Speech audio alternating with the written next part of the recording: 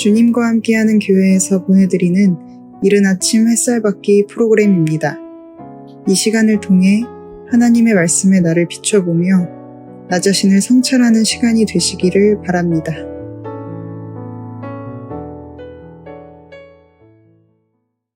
이른 아침 햇살받기 시간입니다. 오늘은 역대하 29장 마지막 말씀입니다. 지난 금요일 날 시스기야 왕이 요구한 제물과 감세 제물에 대한 이야기를 먼저 말씀드리고 오늘 이제 그 마지막 부분을 얘기를 하려고 합니다. 여러분들에게 지금 21세기를 살아가는 우리는 어떤 제물을 드려야 할까요? 율법 제사가 아닌 영적 예배로서 제물 드림은 무엇일까? 이것을 십자가의 죽음과 무덤에서 부활과 연관해서 또 다시 생각해 볼 필요가 있다는 얘기를 했죠. 그래서 역대하 29장에 지금 시스기야 왕의 제사 드림에 대한 이야기, 제물과 감사 제물을 여호와의 전으로 가져오라는 이야기, 엄청난 백성들의 감동이 있어서 예루살렘 성전 중심의 신앙이 회복되는 것을 바라봅니다. 우리는 이것을 신학적으로 현대 21세기에 살아가는 우리들에게 이 문제를 어떻게 이해해야 될까요? 자, 먼저 지금 이것은 재물 가지고 얘기하는 게 아니라는 것이죠. 재물이 변화됐습니다. 재물의 차원이 바뀌었습니다. 신약은 이제는 하나님께 재물 드릴 필요가 없다. 율법이 끝났어. 율법은 완성됐어. 이렇게 말하는 것이 아니라 이제 재물 드림의 그 재물의 형태, 종류가 바뀌었어. 율법적 제사는 폐기된 것이 아니라 이제 성취된 거야. 이게 마태복음 5장 17절 이야기입니다.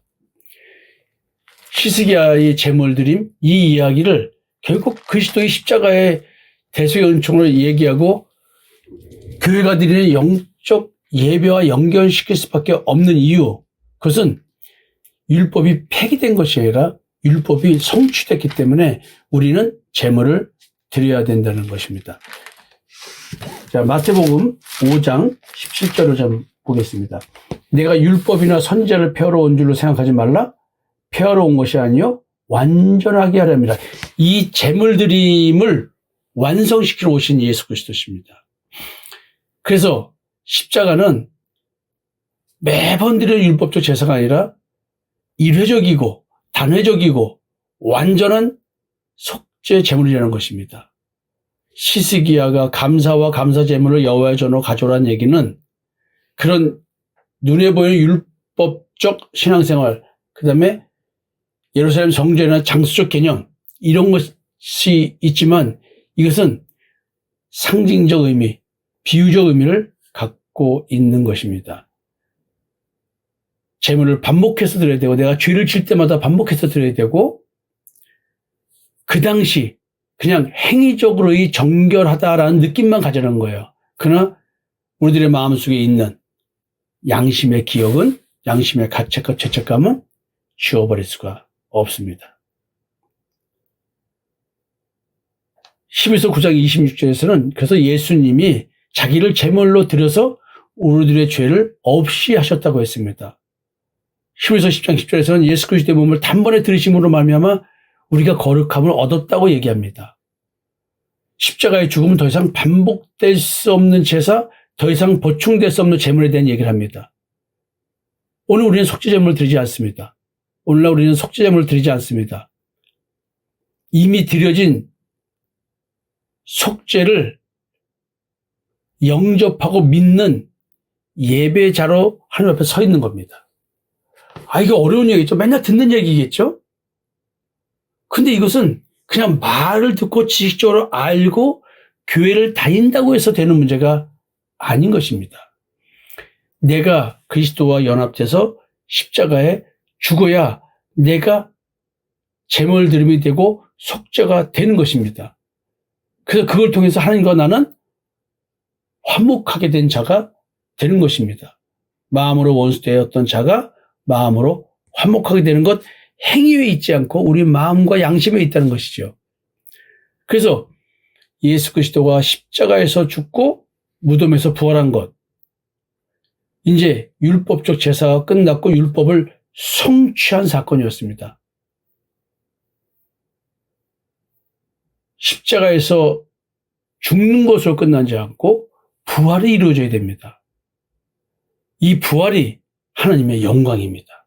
십자가의 죽음은 선악과를 먹은 존재로서 하나님과 같이 된 그 타락한 자는, 모든 인간은 하나님의 공의 앞에서 반드시 죽어야 됩니다. 그 공의가 십자가의 죽음으로 되고, 우리의 십자가의 죽음은 진짜 육신이 죽는 것이 아니라 옛사람이라고 한 나의 이 존재 자체의 정체성이 바뀌는 것.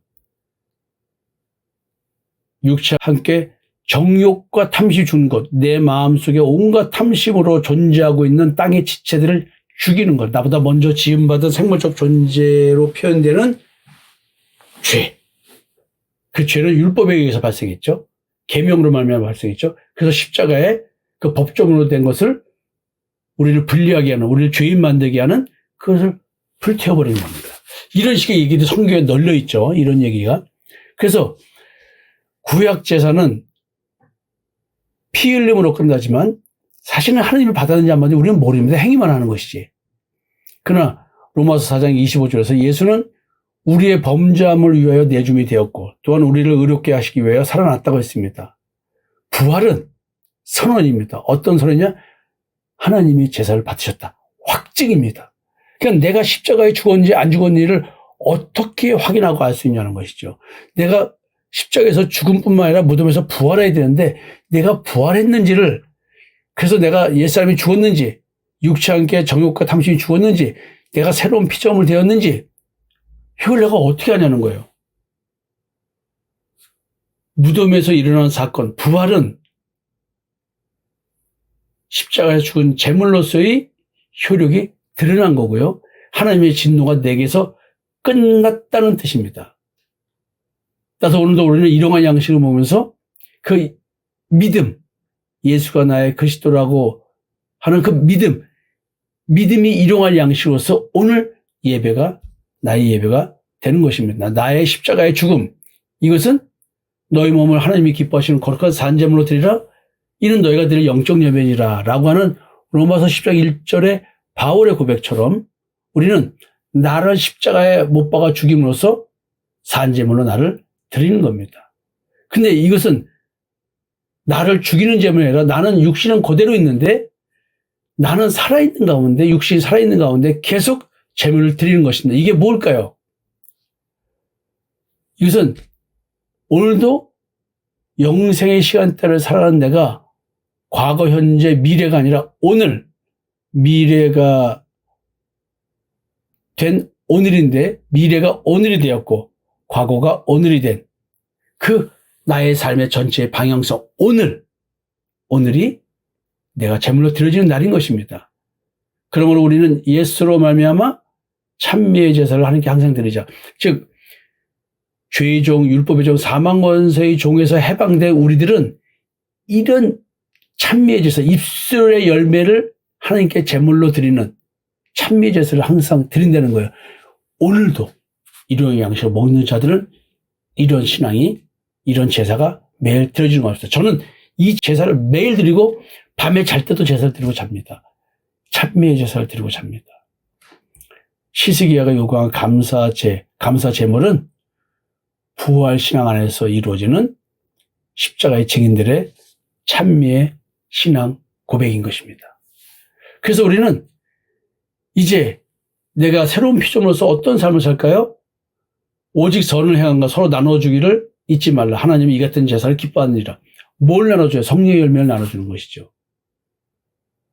내 신앙 고백은 예수가 그리스도라는 사실, 그가 그리스도라는 사실, 그 그리스도라는 사실을 믿어지는 자들이 세상을 이긴다. 즉 율법 세상을 이긴다는 거겠죠.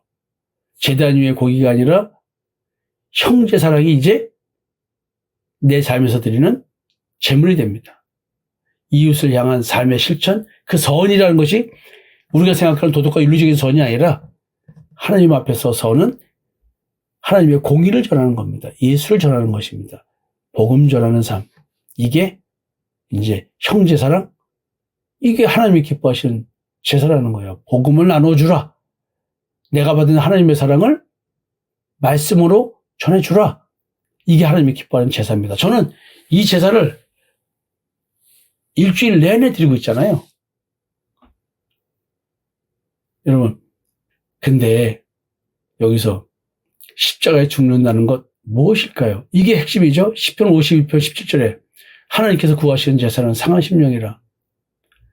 내가 하나님 앞에서 의로워지는 것이 아니라 자기의 의의 옷을 입은 것이 아니라 내 마음속에는 죄가 왕노릇한다고 하는 늘 육체의 법 아래로 사로잡혀가는 나의 존재를 바라보면서 나의 이런 존재로 인한 상한 심령, 이거를 십자가로 가져나가는 것. 하나님이 원하는 것은 율법적 제사 드림이 아니라, 그런 제물 드림이 아니라 나의 상한 심령을 고쳐달라고 하나님께 드리는 것이고, 그 고치는 것은 육체의 더러운 것이 제어버리는 것이 아니라 예수의 피로 말미암아 양심의 악을 깨닫고 선한 양심으로 하나님을 섬기겠다고 하는 서약이 이루어지는 것. 이게 상한 심령을 고침받은 거겠죠. 그래서 오늘 21세기를 살아가는 우리는 어떤 제물을 드려야 할까요? 더 이상 히스기야가 요구한 제물과 감사 제물, 이것은 율법적 신앙생활은 십자가의 죽음으로 끝났습니다. 부활로 이제 하나님께서 우리의 제사를 받아주신 것이 확증됐기 때문에, 십자가에서 확증된 나를 향한 하나님의 사랑을 깨달았기 때문에 이제 새로운 피조물로 살아가는 신앙생활, 삶이 예배인 삶, 나의 몸을 드렸고 십자가에 드렸고 이제 부활하는 것이 확증됐기 때문에 나는 입술로 내 구원에 감사하면서 하나님을 찬양하는 것이고, 삶으로 이제 내게 역사한 하나님의 마음의 눈을 밝힐 역사하신 그런 것들을 고백하며 살아가는 것. 이게 십자가의 증인이겠죠.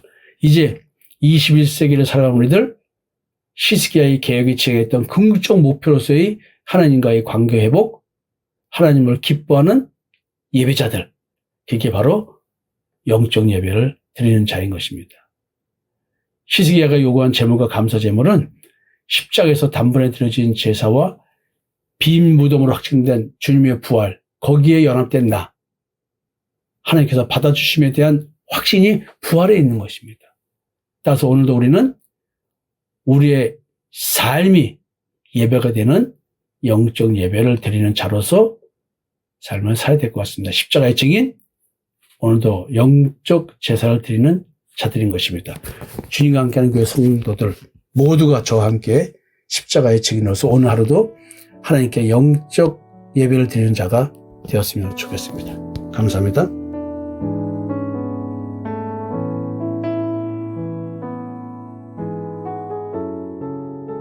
지금까지 이른 아침 햇살 받기 프로그램이었습니다. 오늘 하루도 믿음 안에서의 삶을 누리시는 여러분이 되시기를 기도합니다.